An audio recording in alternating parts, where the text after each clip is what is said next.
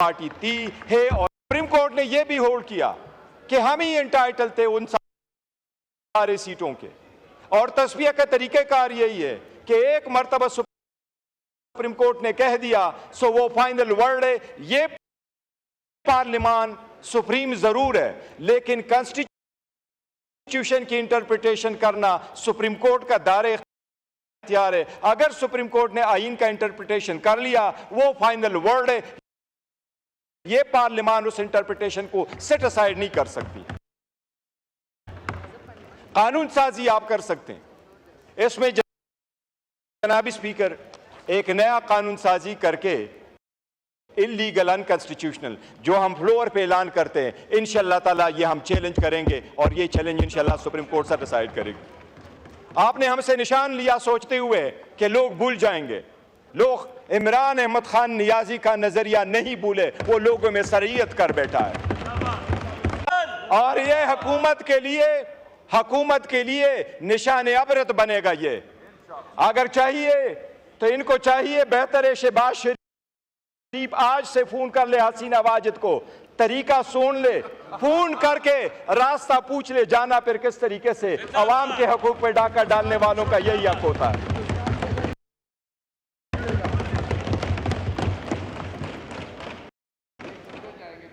जद्दे जाएंगे। जनाबी स्पीकर, आप कानून साजी कर रहे हैं, इब्तिदा इसकी ये है कि ये शुरू होगा 2017 से। इसको आप रेट्रोस्पेक्टिव देते हैं, रेट्रोस्पेक्टिव इफेक्ट आप देते हैं कि सुप्रीम कोर्ट की जजमेंट और डिक्री को सेट असाइड करने की कोशिश कर रहे हैं इस ऑर्डर के थ्रू। ये औरतें और माइनॉरिटी हमारा हक है। इसमें 3 चीजें उन्होंने रखी है कि डिक्लेरेशन अगर किसी ने दी है, जनाब स्पीकर इतने उजलत में इन्होंने ये अमेंडमेंट पास कर दी है, आप दोनों साथ रखे, आपका वजीर कानून यहां बैठा हुआ है, इन दोनों चीजों में जनाब स्पीकर आपकी तवज्जो मबजूल कराऊंगा। सिर्फ इनसे पूछ ले कि आपकी वर्डिंग में भी गलती है। ये वर्डिंग आपने कैसे रखी है? प्रोवाइजो डाला है, अपने आईन को देखे। ये किसके कहने पे आप कर रहे हैं कानून साजी? ये आपका एक प्रोवाइजो है कि 2? आईन का आर्टिकल 51 कहता है हर इंडिपेंडेंट कैंडिडेट के पास 3 दिन का टाइम है, जिस पॉलिटिकल पार्टी को ज्वाइन करना चाहे वो कर दे। आपने इस लॉ में लिखा कि आइंदा कोई वो नहीं ज्वाइन कर सकता। क्या आप कॉन्स्टिट्यूशन को सुपरसीड कर सकते हैं थ्रू लेजिस्लेशन? करवाया, ये करवाई, फिर दूसरी अमेंडमेंट ये करवा रहे हैं। इरिवर्सिबल लिखा हुआ था पहले, अभी आपने इसमें रखा इरिवर्स भी रखा कि नॉट बी सब्स्टिट्यूटेड और विड्रॉन। आपने काश सुप्रीम कोर्ट की जजमेंट का ऑर्डर पढ़ चुके होते तो कभी यह लेजिस्लेशन ना करते। उन्होंने 2 अलग अलग लॉ डिक्लेयर किए थे। एक लॉ डिक्लेयर किया पॉलिटिकल पार्टीज का और दूसरा डिक्लेयर किया कैंडिडेट्स का। उनका आर्टिकल 17 है, वो जिस पार्टी को ज्वाइन करना चाहे उनका राइट है, उस पर कहाँ की कतगन आप लगा सकते हैं। ये सारी गैर आईनी और गैर कानूनी और रूल्स के अगेंस्ट लेजिस्लेशन है, हम इसकी मजम्मत करते हैं। जनाब स्पीकर, आपकी आईनी जिम्मेदारी है, आप कानून साजी की इजाज़त देते हैं। क्या कोई बंदा फ्लोर ऑफ द हाउस पे कोई एमएनए मांगे, क्या उसका ये राइट है कि ऐसे लेजिस्लेशन के बिल प्रेजेंट करे जो आईन से मुतसादम हो? क्या एक दिन में आपने इसको पार्लिमानी पार्ट कमेटी में भेजा? क्या ये बिल आपने लॉ एंड जस्टिस कमेटी को भेजा है? आपने लॉ एंड जस्टिस कमेटी को नहीं भेजा। आपने इतनी उजलत किस बात की है? आपने वो अमेंडमेंट यहां से शेयर की। आप हम तो अपोजिशन है, हमें तो आप टाइम ही नहीं देते। लेकिन इनसे पूछे, इनके किसी एमपीए से अभी एमएनए से आज पूछ ले, उनको कहो उसमें क्या मौजूद था। ये नावाके पे इनको भी नहीं पता।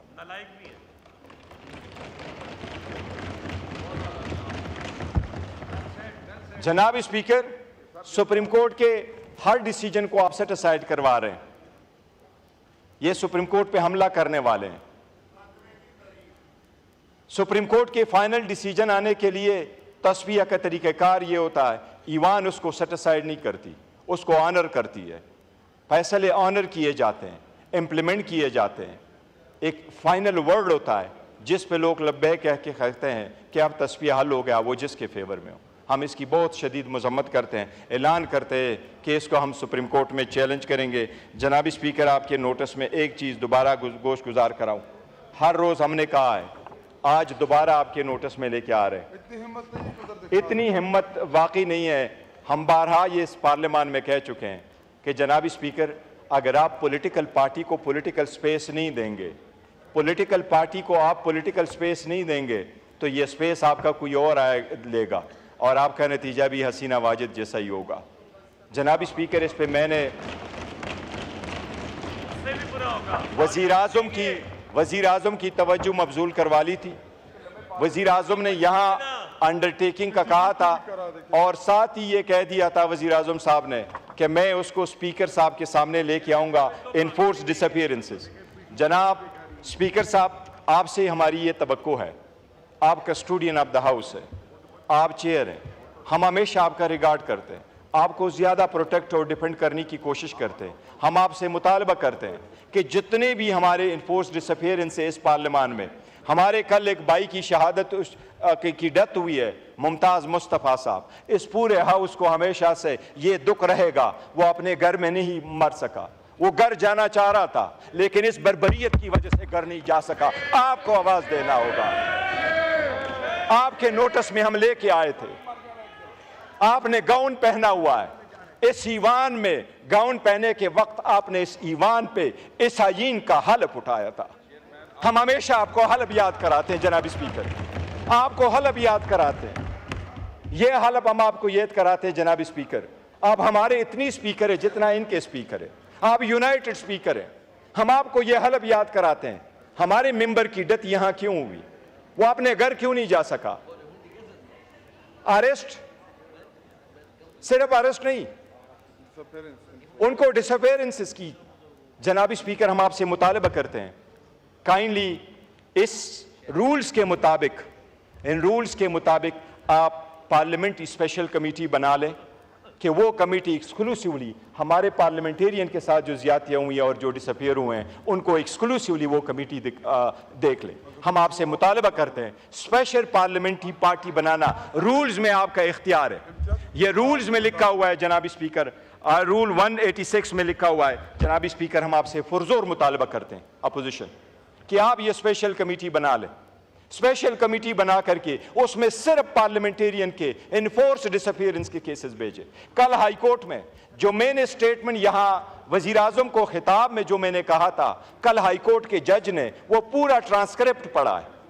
हाई कोर्ट के जज ने वो पूरा ट्रांसक्रिप्ट इनके प्रोसिक्यूशन को भी पुट किया।